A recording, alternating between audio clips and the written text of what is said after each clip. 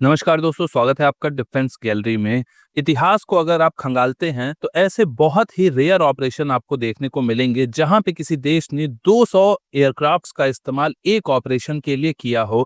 और इजराइल ने ये काम कर दिया है। इजराइल ने 13 जून की अर्ली मॉर्निंग पे ईरान के मल्टीपल लोकेशंस पे अटैक किया है। अभी तक 8 अलग अलग शहरों पे अटैक की खबर आ चुकी है। इजराइल ने इस ऑपरेशन को नाम दिया है operation rising lion. Ago, Israel launched Operation Rising Lion. और इस ऑपरेशन को इजराइल ने इसलिए किया है क्योंकि इजराइल को कहीं ना कहीं ये थ्रेट है कि ईरान अगर न्यूक्लियर बॉम्ब बनाने में सक्सेसफुल हो जाता है, जो कि ईरान बहुत करीब है इसे बनाने के, तो फिर इजराइल का जो एग्जिस्टेंस है वो ही खतरे में आ जाएगा। ये ऑफिशियली इजराइल का क्लेम है कि इजराइल ने इस अटैक को क्यों किया है। इस अटैक में 200 के आसपास एयरक्राफ्ट्स इन्वॉल्व थे। और इतनी भारी संख्या में इन्वॉल्वमेंट का सबसे बड़ा रीजन अगर आप देखते हैं तो वो ये था, क्योंकि आप देखिए इजराइल और ईरान इन दोनों का बॉर्डर जो है वो एक दूसरे से टच नहीं करता है, जो कि इंडिया और पाकिस्तान के केस में है।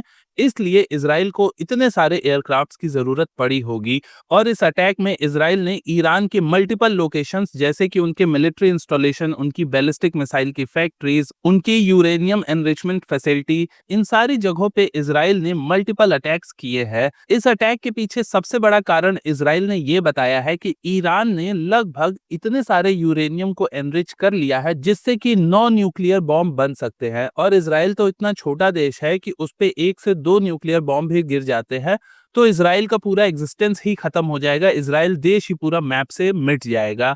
और इसीलिए इजराइल ने अपने देश के एग्जिस्टेंस को बचाने के लिए इस अटैक को किया है। इजराइल का कहना यह है कि ईरान डायरेक्टली भी थ्रेट करता है इजराइल को और साथ ही साथ अपने प्रॉक्सीज के थ्रू अलग अलग आतंकवादी संगठन को सपोर्ट करता है, जिसकी वजह से इजराइल को खतरा है। इजराइल को अगर आप करंट में देखते हैं तो इन्हें 616 दिन हो चुके हैं जो इनका करंट वॉर चल रहा है हमास के खिलाफ, उनसे लड़ते हुए। और अब इजराइल ने सेकेंड फ्रंट खोल दिया है वॉर का ईरान के साथ, क्योंकि इजराइल ने यह भी कहा है कि उनका ये ऑपरेशन खत्म नहीं हुआ है। ये ऑपरेशन तब तक चलता रहेगा जब तक कि इजराइल संतुष्ट ना हो जाए कि ईरान की जो कैपेबिलिटी है न्यूक्लियर बॉम्ब बनाने की वो खत्म हो चुकी है। इजराइल का ये अटैक कितना डेडली था ये आप इससे समझ जाइए कि इनके जो इंफ्रास्ट्रक्चर पे अटैक हुआ वो तो हुआ ही हुआ, साथ ही साथ इजराइल ने ईरान के मेजर जनरल सलामी को भी इसमें मार दिया। उनके आर्म फोर्सेस के चीफ ऑफ स्टाफ बघेरी को भी इस स्ट्राइक में मार दिया गया है। इसके अलावा कई न्यूक्लियर साइंटिस्ट की भी जान जाने की इस स्ट्राइक में खबर आ रही है। ऑब्वियस है कि ईरान अब रिटेलिएट करेगा और वो करना ईरान ने ऑलरेडी शुरू कर दिया है अपने ड्रोन स्ट्राइक्स के थ्रू। इजराइल इसका जवाब दे रहा है। बात करें कि यूएस इस सीन में कहाँ है, तो यूएस ने अभी खुद को इस अटैक से किनारे कर लिया है। यूएस का कहना यह है कि उसका इस अटैक से डायरेक्टली या इनडायरेक्टली कोई लेना देना नहीं है, लेकिन यूएस ने साथ ही साथ ये भी कहा है कि यूएस इजराइल की हेल्प करेगा अगर ईरान रिटेलिएट करता है तो।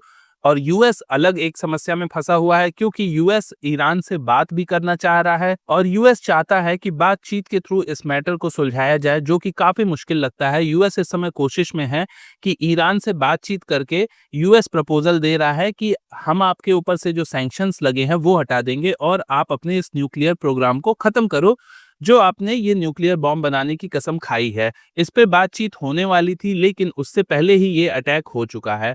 और अब ऐसा लग रहा है कि ये अटैक इतना सिवियर है कि इसका जवाब तो ईरान को देना ही पड़ेगा। उनकी मजबूरी भी पड़ जाएगी, उनके देश के लोग नहीं तो उनसे सवाल करेंगे कि आप भाई, इजराइल ने हम पे अटैक कर दिया, आप क्या कर रहे हो। तो ईरान को अनडाउटेडली ये अटैक करना पड़ेगा। इजराइल भी ये कसम खा के बैठा हुआ है कि वो तब तक इस ऑपरेशन को बंद नहीं करेगा जब तक कि वो सेटिस्फाइड नहीं हो जाता है कि ईरान अब कैपेबल नहीं है किसी न्यूक्लियर बॉम्ब को बनाने के लिए। तो ये वॉर अब बढ़ती हुई दिख रही है, यानी कि अब इजराइल 2 फ्रंट वॉर में एक साथ लड़ेगा। इस इंसिडेंट पे हमने नजर बनाई हुई है।